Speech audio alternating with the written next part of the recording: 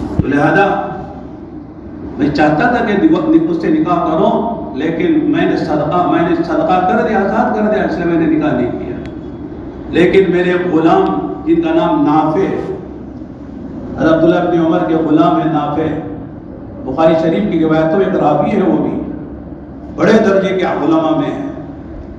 چنانچہ میں نے اپنے غلام، جن کو غلام بھی کو آزاد کر دیا تھا، وہ بھی آزاد کردہ تھے عبداللہ بن عمر کے، لہذا میں نے اپنے غلام نافع سے اس باندی کا آزاد کردہ باندی کا نکاح کر دیا، جاؤ تم مزے کرو۔ تو بتانا کیا ہے کہ اپنی محبوب چیز کو وہ آزاد کرتے تھے، صدقہ کرتے تھے۔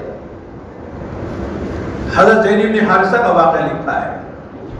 زید بن حارثہ جب آیت اتری ہے تو اللہ کے نبی علیہ السلام کے پاس آئے۔ اللہ کے نبی محبوب چیزوں کو صدقہ کرنے کا قرآن اشارہ دے رہا ہے اور اس پر اجر و ثواب کی خوشخبریاں سنا رہا ہے، لہذا میرے مال میں سب سے زیادہ محبوب مجھے فلاں گھوڑا ہے، لہذا اس گھوڑے کو میں آپ کی نظر کرتا ہوں، آپ اس کو جہاں چاہیں استعمال کر دیں، جسے چاہے دے دیں۔ گھوڑا بہت عمدہ تھا، محبوب گھوڑا تھا۔ کہتے ہیں کہ اللہ کے نبی علیہ السلام نے وہ گھوڑا حضرت اسامہ کو دے دیا۔ اسامہ کون تھے؟ حضرت زید کے بیٹے تھے، حضرت زید بن حارثہ، ان کی لمبی تفصیل ہے، ان کے بیٹے اسامہ تھے۔ حضرت زید سے بھی آپ کو محبت تھی، ان کے بیٹے اسامہ سے بھی بڑی محبت تھی، بیٹے کی طرح۔ تو جب حضرت اللہ کے نبی صلی اللہ علیہ وسلم نے زید بن حارثہ کا ایک گھوڑا، جو محبوب گھوڑا انہوں نے نبی کی خدمت میں لا کے پیش کیا تھا، جب اللہ کے نبی علیہ السلام نے ان کے بیٹے کو دے دیا تو ان کو گرانی ہوئی کہ بیٹے کا گھوڑا، باپ کا گھوڑا بیٹے کے پاس آ گیا، گھر کا گھوڑا گھر میں آ گیا۔ اللہ کے نبی علیہ السلام سے جا کے عرض کیا، اللہ کے نبی میں نے تو گھوڑا آپ کو دیا تھا، کسی اور کو دے دیا، لیکن میں نے بیٹے کو اپنے دے دیا، تو گویا کہ میرا گھوڑا میرے گھر میں آ گیا، پھر کیا مجھے ثواب ملے گا؟ لن تنالوا البر حتى تنفقوا مما تحبون، جو قرآن کہہ رہا ہے اس کا میں مصداق بنوں گا۔ اللہ کے نبی نے تسلی دی، فرمایا تمہارا مقصد بیٹے کو دینا تو نہیں تھا، تم نے مجھے لا کے دے دیا، اب میں تمہارے بیٹے کو دوں یا کسی اور کو دوں، یہ میری مرضی ہے، لہذا اور کو دیتا تو جو تم کو ثواب ملتا، وہی ثواب تمہارے بیٹے کو دینے کو مل رہا ہے، بیٹے کو دینے سے بھی مل رہا ہے۔ تو صحابہ کا یہ عجیب حال تھا کہ جو چیز ان کو محبوب ہوتی تھی وہ خرچ کرتے تھے، وہ جانتے تھے کہ ہمارے خرچ کرنا ہمارے آخرت میں جمع ہو رہا ہے، ضائع نہیں ہو رہا ہے۔ یہ شیطان کہتا الشیطان یعدکم الفقر، شیطان کہتا خرچ کرو گے تو فقیر ہو جاؤ گے، مال کم ہو جائے گا۔ اللہ کہتے واللہ یعدکم مغفرۃ و فضلا، اللہ وعدہ کرتے ہیں کہ اگر تم خرچ کرو گے تو اللہ تعالیٰ پہلے تمہاری آخرت کا سامان کریں گے، یعنی تمہاری مغفرت کریں گے، اس لیے کہ اصل مسئلہ تمہاری آخرت کا ہے۔ ان الدنیا خلقت لکم وانکم خلقتم للآخرہ، اللہ تعالیٰ نے تمہارے لیے دنیا پیدا کی ہے اور تم کو آخرت کے لیے پیدا کیا ہے۔ یہ انسان کی بھول ہے، یہ انسانوں کی نادانی ہے، انہوں نے آخرت کو بھلا دیا، دنیا کو سب کچھ سمجھ لیا ہے۔ جو کرتے ہیں دنیا کے لیے کرتے ہیں، آخرت کے لیے کرنا مشکل ہوتا ہے، اس لیے کہ آخرت کو فراموش کر دیا ہے، اور ذہن و دماغ سے یہ چیز مو ہو گئی ہے، فراموش ہو گئی ہے کہ ہم آخرت کے لیے بنائے گئے ہیں اور جو کچھ ہم کو یہاں کرنا ہے وہ آخرت کے لیے کرنا ہے۔ ان الدنیا خلقت لکم، ساری دنیا تمہارے استعمال کے لیے منع نہیں ہے، کرو استعمال، لیکن تم کس لیے پیدا ہوئے ہو؟ وَإِنَّكُمْ خُلِقْتُمْ لِلْآخِرَةِ، کہ تم آخرت کے لیے پیدا ہوئے ہو۔ تو بندہ جو کچھ بھی کرتا ہے، مال خرچ کر رہا ہے، جان لگا رہا ہے، مختلف مجاہدے کر رہا ہے، عبادتیں کر رہا ہے، ریاضتیں کر رہا ہے، جو کچھ کر رہا ہے وہ آخرت کے لیے کر رہا ہے۔ چنانچہ صحابہ اس بات کو سمجھتے تھے جو اپنی محبوب چیز ہوتی تھی اس کو لا کے خدا کے راستے میں خرچ کرتے تھے، اللہ کے بندوں پہ لگاتے تھے۔ جہاں نبی کا اشارہ ہوتا تھا، جہاں نبی فرماتے تھے یہاں لگاؤ یہاں لگاؤ، بے دریغ مال لگاتے تھے۔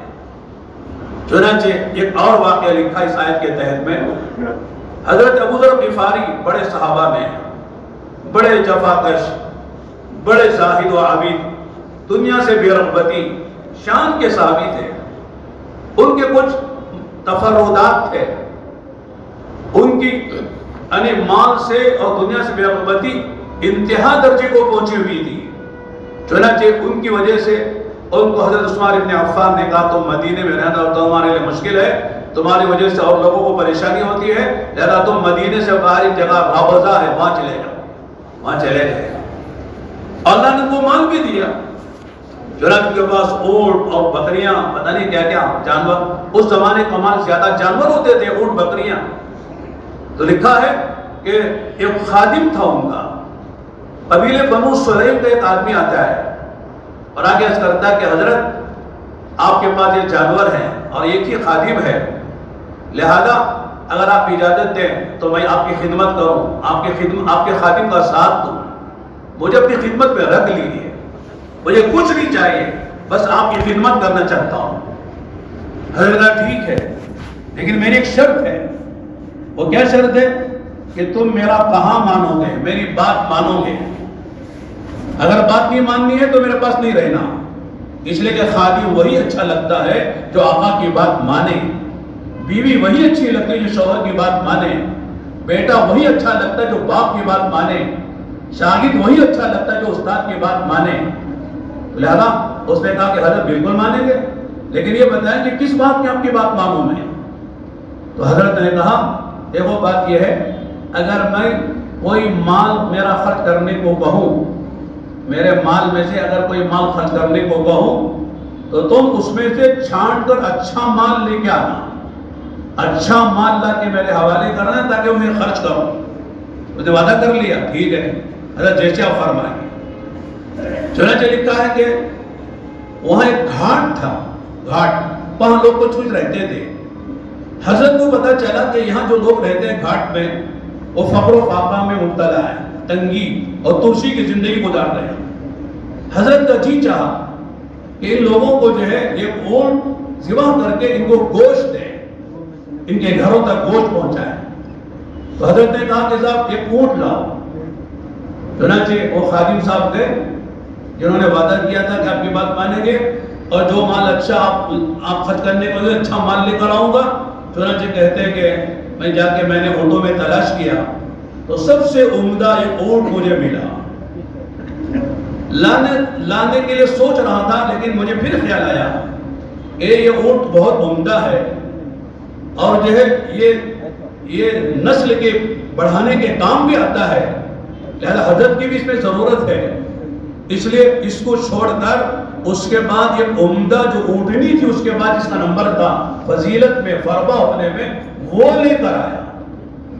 چنانچہ حضرت واقعی میں لکھا ہے جب وہ لے کر آیا تو حضرت کی نگاہ پڑ گئی، اس نے عمدہ اونٹ چھوڑ کر یہ اس کے بعد کے درجے کی اونٹنی لے کر آیا۔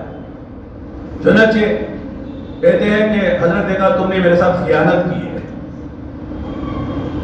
چنانچہ میں فوراً سمجھ گئے حضرت کیا کہنا چاہتے ہیں۔ چنانچہ میں اونٹی کو واپس لے گیا اور وہ فربا جو اونٹ تھا پورے ایک نمبر کا اسے لے کر آیا، اور حضرت نے جو ان کے مجلس میں لوگ تھے اس سے فرمایا بھئی تم میں سے کون آدمی ہے جو میرا ایک کام کرے اور ثواب کا کام ہے؟ دو آدمی آگے بڑھے۔ حضرت نے فرمایا کہ دیکھو یہ اونٹ ہے، اس کو ذبح کرنا، اس گھاٹ میں جتنے لوگوں کے گھر ہیں غریبوں کے وہ شمار کرنا اور اتنے اونٹ کے ٹکڑے کرنا اور ہر گھر میں ایک ایک گوشت کا ٹکڑا پہنچانا، اور میرے گھر میں بھی یہ اتنا ہی پہنچنا جو ہر گھر میں پہنچ رہا ہے، یہ نہیں کہ میرے گھر میں زیادہ پہنچے اس گھر میں کم پہنچے، ایسا نہیں ہونا، بلکہ ہر گھر میں جتنا گوشت پہنچے اتنا ہی میرے گھر میں گوشت پہنچے۔ جب سارا گوشت تقسیم ہو گیا تو حضرت نے اس غلام سے بلایا، اس خادم سے جس نے وعدہ کیا تھا حضرت کی اطاعت کرنے کا، اس کو بلا کے کہا کہ بتاؤ کہ تم نے وہ جو اونٹ چھوڑ کر اونٹنی کیوں لے کر آئے؟ اگر بھول تم سے ہوئی تو تم معاف ہے، اگر بھول سے نہیں تو پھر کیوں کیا تم نے؟ اس آدمی نے کہا جو خادم بنا ہوا تھا، حضرت بھول تو نہیں ہوئی، بھول نہیں ہوئی ہے، بلکہ مجھے یاد تھا اور میں نے دیکھا کہ یہ جو اونٹ آپ نے ذبح کیا ہے یہی سب سے اچھا تھا، لیکن میں نے سوچا کہ حضرت کے کام کا ہے یہ، لہذا اس کو چھوڑ دیں۔ دوسری اونٹنی جو اس کے بعد کے نمبر کی تھی اسے میں لے کر آیا۔ حضرت نے عجیب جواب دیا، حضرت نے فرمایا بھائی تم نہیں جانتے میری ضرورت کا دن کون سا ہے، جب لوگ میرے مرنے کے بعد مجھے گڑھے میں ڈال دیں گے اس وقت میری ضرورت کا دن ہے، جب میں خدا کے سامنے کھڑا ہوں گا اس وقت میری ضرورت کا دن ہے۔ آج ضرورت نہیں ہے، آج کیسے بھی کام چل جائے گا، لیکن جب مجھے لوگ مر جانے کے بعد جب قبر کے گڑھے میں ڈال کر واپس آ جائیں گے، منہا خلقناکم وفیہا نعیدکم ومنہا نخرجکم تارۃ اخری کہہ کر اس وقت میری ضرورت ہے، اس وقت یہ مجھے میرے کام آتا۔ اور آگے عجیب بات فرمائی، سنو آدمی کے ہر مال میں 3 شریک ہوتے ہیں، یہ ذرا سمجھنے کی بات ہے، آدمی کے ہر مال میں 3 شریک ہوتے ہیں۔ فرماتا پہلا جو شریک ہے وہ آدمی کی تقدیر ہے، آدمی کی تقدیر ہے، اور تقدیر اچھا مال لے جاتی ہے برا مال لے جاتی ہے کچھ پتہ نہیں ہے، کب آدمی کا مال ضائع کر دیتی ہے، اچھا مال ختم کرتی ہے یا برا مال ختم کرتی ہے یا برا مال ختم کر دیتی ہے، کچھ پتہ نہیں ہے۔ لوگ سمجھتے ہیں آج ہم مالدار ہیں تو ہمیشہ مالدار ہی رہیں گے، کتنے مالدار تھے ماضی میں آج فقیر بنے ہوئے ہیں، اور کتنے ماضی کے غریب ہیں آج مالدار بنے ہوئے ہیں، اور آج کے مالدار کل غریب ہو سکتے ہیں۔ اور عجیب بات ہے، مال، لفظ مال جو ہے اس کو ہم مال کہتے ہیں، عربی میں مال کے معنی ہوتے ہیں مالا یمیلو کے معنی ہوتے ادھر سے ادھر جانے والا، ادھر سے ادھر آنے والا، کبھی ان کے پاس ہے کبھی ان کے پاس ہے، اس لیے اسے مال کہتے ہیں۔ دولت بھی یہی ہے، تعالیٰ یدور کے معنی ادھر ادھر جانے آنے والا، آنے جانے والی چیز، ایک جگہ ٹھہرنے والی نہیں ہے وہ، کبھی ان کے پاس ہے کبھی ان کے پاس ہے، کبھی ان کے پاس آ کے تو یہ مالدار ہو گئے، کبھی ان کے پاس چلے گی تو وہ مالدار ہو گئے۔ اس طرح ذہب عربی میں سونے کو ذہب کہتے ہیں، ذہب، ذہبہ کے معنی بھی جانے کے ہیں، ایک جگہ سونا ٹھہرتا نہیں ہے، کبھی اس کے پاس ہے کبھی اس کے پاس ہے، کبھی یہاں کبھی وہاں ہے، کبھی اس ملک میں کبھی اس ملک میں ہے، اس لیے چیزیں ٹھہرنے والی نہیں ہیں۔ آدمی کو دھوکہ لگتا ہے کہ میں مالدار ہوں تو ہمیشہ مالدار رہوں گا، تو حضرت نے فرمایا آدمی کے ہر مال میں 3 شریک ہیں۔ پہلا شریک آدمی کا مقدر ہے، تقدیر ہے، اور مقدر اور تقدیر پتہ نہیں کون سا مال لے جائے گی کون سا مال چھوڑے گی، اچھا لے جائے گی یا برا لے جائے گی، اس لیے بہتر ہے کہ ہم پہلے ہی اسے خرچ کر کے استعمال کر لیں تقدیر کا مسئلہ آنے سے پہلے۔ دوسرا جو شریک ہے آدمی کے ورثہ ہیں، آدمی کے جو ورثہ ہیں، اولاد ہے، اس کی بیوی بچے ہیں، اس کے بھائی وغیرہ ہیں، یہ وارث ہے جو مال کے شریک ہیں، وہ انتظار میں ہے یہ کب مرے گا، اس کا مال ہم کب تقسیم کریں گے۔ جب آدمی زیادہ بوڑھا ہو جاتا ہے اور مال پہ قبضہ جما کے رکھتا ہے اور صحیح جگہ مال خرچ نہیں کرتا خاص طور سے، تو اولاد بھی انتظار میں رہتی ہے یہ بوڑھا کب مرے گا تاکہ اس دولت کا استعمال کرنے کا بھی پورا موقع ملے، یہ بوڑھا شوہر کب مرے گا، بیوی کو انتظار ہوتا ہے تاکہ یہ دولت میرے قبضے میں آئے، لہذا وارث دوسرے شریک ہیں، لہذا وارث بھی انتظار میں ہے کہ آدمی کے مرنے کے بعد فوراً یہ مال و دولت کو تقسیم کر لیں گے۔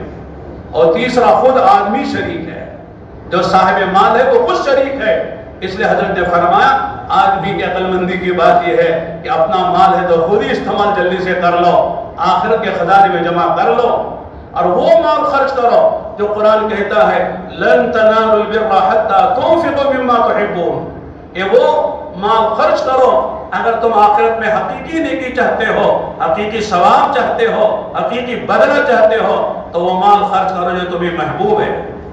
اس طرح کے بے شمار واقعات ہیں۔ ایک اور واقعہ اس آیت کے ذیل میں لکھا ہے، حضرت ابو طلحہ انصاری صحابی ہیں، بڑے صحابہ میں ہیں اور مدینہ منورہ کے سب سے مالدار صحابہ میں ہیں۔ مدینے والوں کا جو مال تھا ان کے کھجور کے باغات تھے یا ان کے جانور تھے، لہذا اس آیت کے نزول کے بعد وہ آتے ہیں اللہ کے نبی علیہ السلام کی خدمت میں آتے عرض کرتے ہیں اللہ کے نبی علیہ السلام اللہ نے آپ پر یہ آیت اتاری ہے لن تنالوا البر حتى تنفقوا مما تحبون، یعنی آپ اپنا ہاتھ بڑھائیے. اللہ کے نبی نے ہاتھ بڑھایا. اللہ کے نبی کے ہاتھ پر ہاتھ رکھ کر کہا اللہ کے نبی میرے پاس ایک محبوب مال ہے، وہ کیا ہے؟ بیر بیروحہ ہے. بیروحہ باغ ہے، بیر بیروحہ اور ایک باغ ہے. وہ مسجد نبی کے بالکل بالمقابل وہ باغ ہے. چند قدم پر اب وہ مسجد نبی میں باغ آ گیا ہے. کنواں بھی قریب میں وہی مسجد کے اندر ہی آ گیا ہے. اس زمانے میں مسجد چھوٹی تھی. مدینہ اتنا ہی تھا جتنا اس وقت مسجد نبی کا جو یعنی احاطہ ہے، اتنا ہی چھوٹا مدینہ تھا. اور قبا وہاں سے 3 میل دور تھا، لیکن قبا بھی مل گیا اور پہاڑ بھی مل گیا. اور سارا مدینہ ہم لگتا ہے کہ اس زمانے کا مدینہ نہیں ہے، آج کے زمانے کا مدینہ بہت پھیل گیا ہے. تو مسجد نبوی کے قریب اس زمانے میں تھا وہ باغ، اور کہتے ہیں وہ باغ اس میں بیروحہ نامی ایک کنواں تھا. اللہ کے نبی علیہ السلام اس باغ میں جاتے تھے اور جا کے اس کا پانی پیتے تھے. آپ اس میں قیام فرماتے تھے چند گھنٹے. چنانچہ کہنے لگے اللہ کے نبی یہ باغ میں اللہ کے لیے خرچ کرنا چاہتا ہوں، آپ کے حوالے کرتا ہوں، آپ جس کو جہاں چاہے اس کو خرچ کر دیں. اللہ کے نبی السلام نے جب سنا تو آپ نے کہا بخ بخ مال الرابح مال الرابح، واہ واہ واہ واہ، کیا عمدہ مال ہے، کیا عمدہ مال ہے. اس لیے کہ نبی کا دیکھا ہوا تھا، نبی اس میں جایا کرتے تھے، اس کا پانی پیا کرتے تھے. آپ کو معلوم تھا کہ اتباق کتنا قیمتی ہے. آپ نے بخ بخ عربی میں کہتے ہیں واہ واہ واہ، خوشی کی بات ہے، بہت شاندار. پھر آپ نے فرمایا سمیعت ما قلت، اے ابو طلحہ تم نے جو کہا میں نے سن لیا، لیکن میری رائے ہے اس کو تم اپنے بنو اعمام میں خرچ کر دینا. یعنی تمہارے جو رشتہ دار ہیں، چچا جان بھائی وغیرہ، ان میں خرچ کر دینا. صحابہ تو صحابہ تھے، نبی کی ہر بات پر جان چھڑکنے والے، جان دینے والے. معمولی بات کہتے فدا ابی و امی یا رسول اللہ، اللہ کے نبی میرے ماں باپ پر قربان ہیں، آپ جیسے فرمائیں گے ویسے کریں. میرا دوستوں اور بھائیوں، صحابہ جانتے تھے کہ ہم جو دے رہے ہیں وہ لینے کے لیے دے رہے ہیں. ہم دینے کے لیے نہیں دے رہے ہیں، بلکہ ہمارا آخرت میں اللہ کی بات جمع ہو رہا ہے، اللہ کے خزانے میں جمع ہو رہا ہے.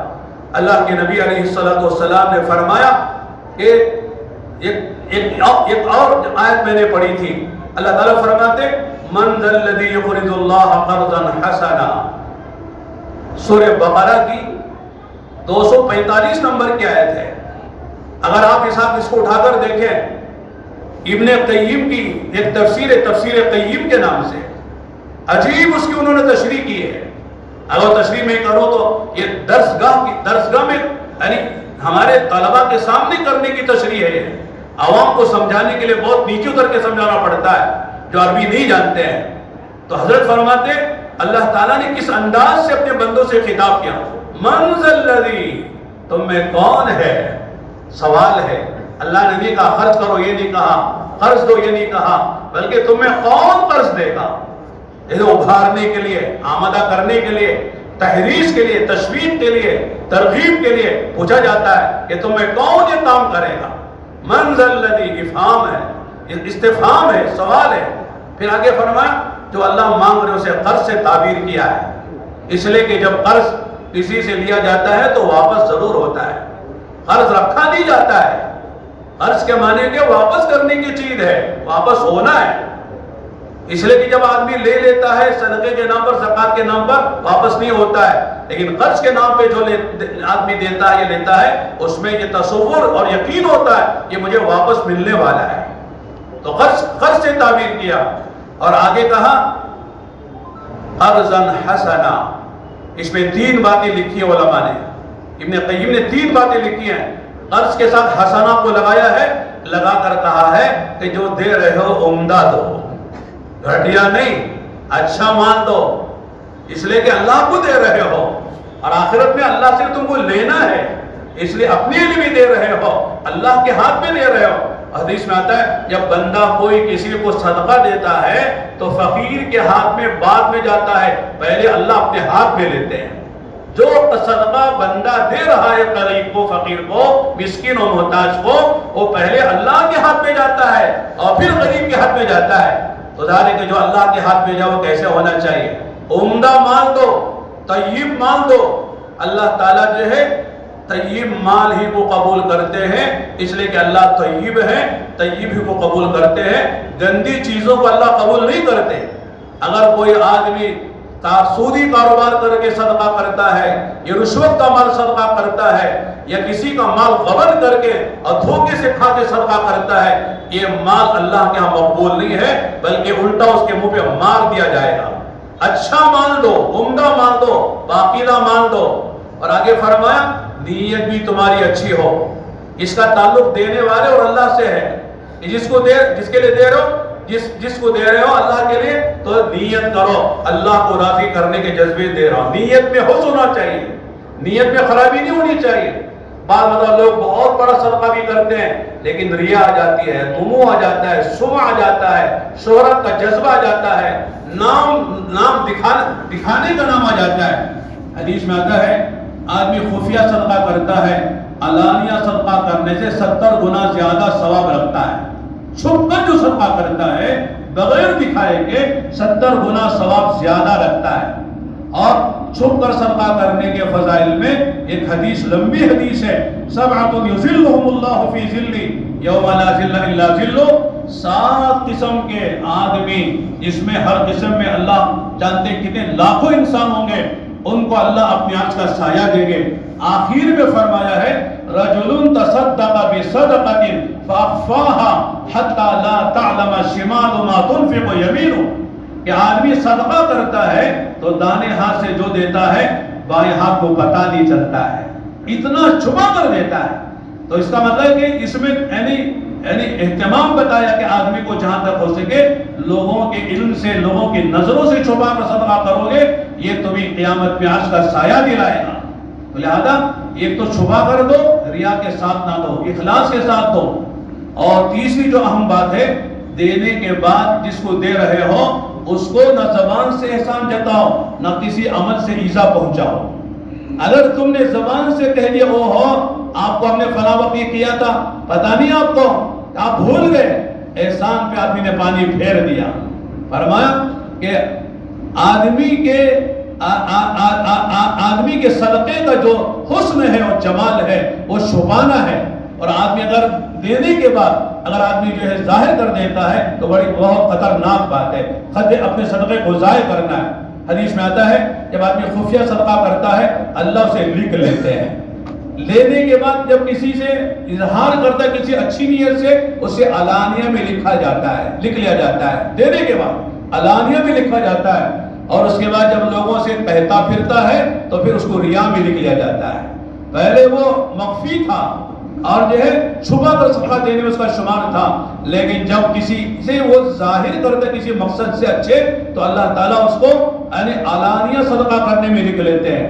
اور اس کے بعد جب وہ ہر ایک سے کہتا پھرتا ہے کہ میں نے فلاں مسجد کے بنائے، میں نے فلاں مسجد بنائی، فلاں مسجد میں اتنا میں نے دیا، فلاں مدرسے میں نے اتنا دیا، اور فلاں لوگوں کو میں نے اتنا خرچ کیا، جب لوگوں سے کہتا پھرتا ہے تو وہ ریا میں لکھا جاتا ہے، اور جو صدقہ ریا میں آ جاتا ہے اس کا کوئی ثواب نہیں ملا کرتا ہے۔ چنانچہ قرض حسنہ، تو اس کا مطلب یہ ہوا کہ آدمی اچھی نیت سے دے، اچھا مال دے، اور دینے کے بعد جس کو دیا ہے اس پر احسان نہ جتائے، نہ زبان سے کہے نہ اپنے کسی عمل سے اسے اذیت پہنچائے، یہی صدقہ عند اللہ مقبول ہے۔ تو اور میرے دوست اور بھائیوں، جو دینا ہے وہ لینے کے لیے دینا ہے، اور اللہ نے مال اسی لیے دیا ہے تاکہ اس جان و مال کے ذریعے سے آدمی جنت کا مستحق بن جائے۔ ان اللہ اشتری من المؤمنین انفسهم واموالهم بان لهم الجنہ، اللہ پاک فرماتے ہم نے یقیناً ایمان والوں کے جان و مال کو خریدا ہے جنت کے بدلے میں۔ اللہ جنت تمہارے انتظار میں ہے، جان وہاں لگاؤ، مال وہاں لگاؤ جہاں اللہ نے بتایا، نبی نے لگا کے بتایا، اللہ نے لگانے کا حکم دیا ہے اور نبی نے لگانے کا طریقہ بتایا ہے، وہاں مال خرچ کرو گے تو جنت تمہارے انتظار میں ہے، اس لیے کہ تمہاری جان و مال یہ اللہ نے خرید لیا ہے، اب تمہاری جان و مال تمہارے پاس بطور امانت کے ہے۔ تو اور میرے دوستوں، بس میں نے 2 جمعے سے بات اس لیے عرض کی ہے تاکہ صرف مالدار نہیں بلکہ ہر مسلمان جو کر سکتا خرچ کرنے کے اعتبار سے غریبوں پر، بیواؤں پر، یتیموں پر، رشتہ داروں پر، جو بھی جو ہے خیر کے کام ہے، مصارف خیر ہیں، وہاں خرچ کرنے کا ارادہ کرے اور سوال نہ کرے. سوال ذلت کی چیز ہے. انشاءاللہ اگر کبھی موقع ہوگا تو سوال کیا ذلت کی چیز ہے، مانگنا کتنا برا ہے، لوگوں کے مال پر نگاہ رکھنا کتنی گندی چیز ہے، اس پر کیا وعیدیں ہیں، انشاءاللہ اس موضوع پر بھی کچھ بات عرض کی جا سکتی ہے. اللہ سے دعا کریں کہ اللہ تعالیٰ ہر مسلمان کو چاہے امیر ہو یا غریب ہو اللہ کے راہ میں صدقہ کرنے اور آخرت بنانے اور اللہ کو راضی کرنے کی خدا توفیق عطا فرمائے. وآخر دعوانا الحمدللہ رب العالمین.